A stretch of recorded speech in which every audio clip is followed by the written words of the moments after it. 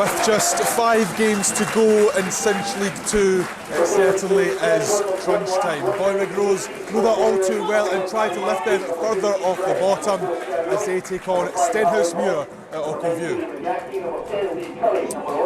After 2 wins on the bounce, it's an unchanged 11 for Bonnyrigg Rose. Noteworthy though that Lee Curry, the midfield maestro, makes his 200th appearance for the Rosy Posy.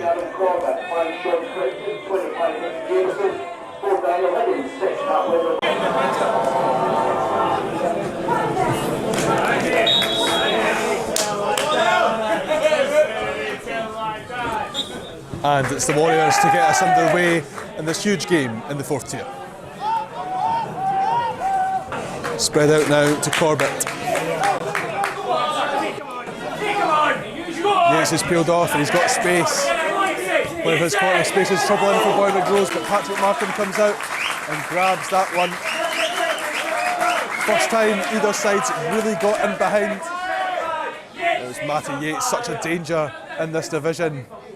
Paddy Martin doing very well to come and claim that one. A sterling job of defending these set pieces. Rose still alive though, Kerry Young well up.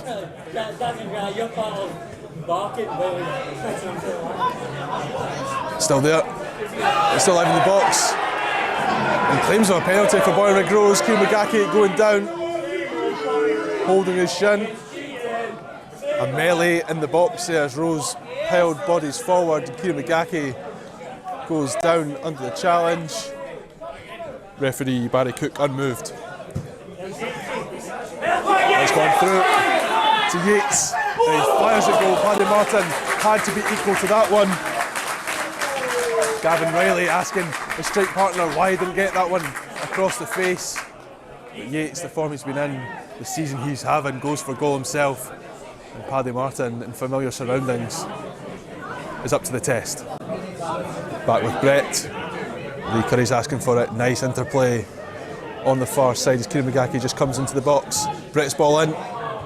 Again, it's a Stenhousemuir head to hit it away. And Kerry Young, who's capable of the spectacular, we know that. Took his chance at glory there. High up the park, right on the edge of the D. So the shot just zips over the top of the bar.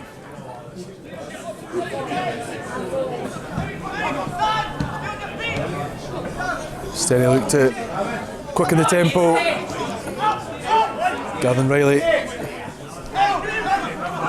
Now it's with Adam Corbett. He drifts inside, goes with his weaker foot. He's still there, and Miller has space to send it across the face. It's going to be a tap in for Gavin Riley, but the linesman's flag is up. First time Stenhousemuir getting behind. They do so with a nice move, and it was a simple tap in there for Gavin Riley, but the linesman's flag on this near side denies him the opening goal.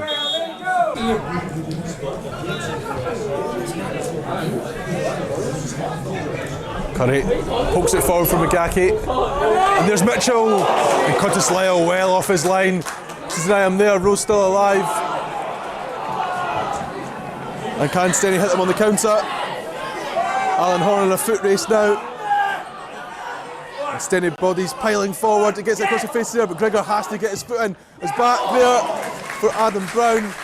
And his shot is too central. Paddy Martin catches that.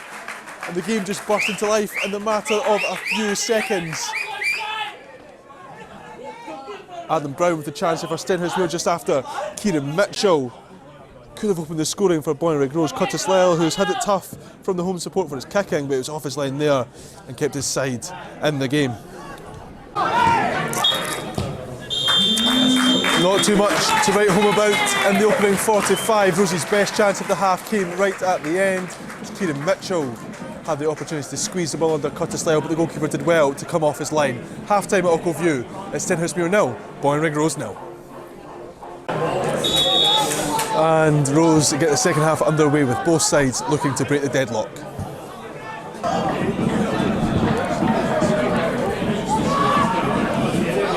McGackie flicks that one on, as does Ross Gray, towards Kieran Mitchell. Nice back heel in there from Kieran Mitchell to find Addy Rodden. Crosses in, but it's going to go all the way to Curtis Lyle. Callum Connolly nearly stealing in there. Nice move on that far side from the Rose attacking players. Callum Connolly just didn't have the opportunity to find the finish. Martin gets ball in, it's low. Kerry Young's there though. He's trying to head it, keep it alive. And Crichton hits it off the bar. And that could have fallen anywhere, but it falls back to the steady skipper.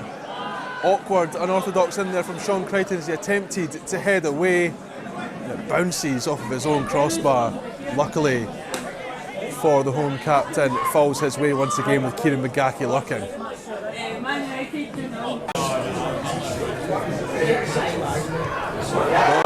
All the way through there with Sean Crichton. Referee protests. He has given the free kick in the end. It took him a while. The referee, Barry Cook, Crichton was already celebrating. And there's a bit of tension in there now. Sean Crichton's header, it goes all the way through, but there was two Rose players on the deck protesting to the referee. There's a booking as well.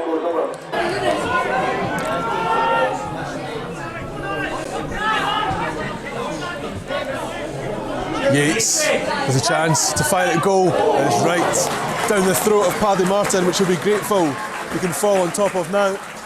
Matty Yates with the only real spark for Stenhousemuir this afternoon, given the Man of the Match award by the home supporters. And he fires at goal there with venom. It's two straight down the middle. Gregor now clips it forward, looking for McGackie. Gets ahead of his man. Needs some support. Kieran McGackie, Aaron, it's there. And there is the full-time whistle. It's stalemate in Stenhousemuir. The Rose and the Warriors play out a goalless draw. And Rose make it 3 clean sheets in a row. They'll stay 8th in Cinch League 2. Hope to continue their positive form for the rest of the season. Full time here, Ochilview Park. Stenhousemuir 0, Bonnyrigg Rose 0. Robbie, that's a third straight clean sheet with that 0-0 draw there. What was your thoughts on the defending in that game? It was a really tough game. I thought first half it was a bit of a basketball match, to be honest, at times.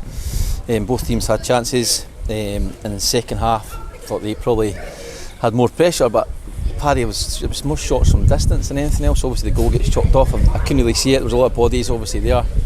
They didn't think it was a foul. Our boys thought it was a shove, but we need to see it again, to be honest. Obviously we got Crichton just about scored an own goal. The ball hit the bar in the second half, but apart from that we didn't really create a lot in the second half. But it was manful defending, to be honest, from the front as well. Guys working incredibly hard. Cut of players coming off with knocks and niggles and stuff like that as well, and having to make changes. So credit to the players that came on and getting into the pace of the game pretty quickly. So you're going at those later stages of the game and you're just thinking, take a point. A point's probably a good result, and you say it's another clean sheet, which is great. And the guys deserve a lot of credit, including Paddy as well. I thought Paddy was very sound today and very good, so it's just like he was last week as well. Absolutely, and of course you mentioned there maybe not creative enough going forward, especially in the second half. How do you plan on getting around that ahead of the Dumbarton game? To be honest, it's just one of those games, Sham. First half, I thought we had more of the pressure, and obviously you don't really know how strong that wind is until you're actually out in that park. And I do think it had an impact in the game where we had more pressure in the first half, and they looked to kind of hit us in the transition. And then in the second half, they kind of pinned us back a wee bit, but I didn't think they created many great, clear opportunities. But I thought we defended manfully, and then hopefully next week, home game against Dumbarton, that we're ready to go, and the boys show a real hunger and desire to go and get 3 points next week, which is massive. Perfect, thank you, Robbie. Right. Cheers. Thanks, guys.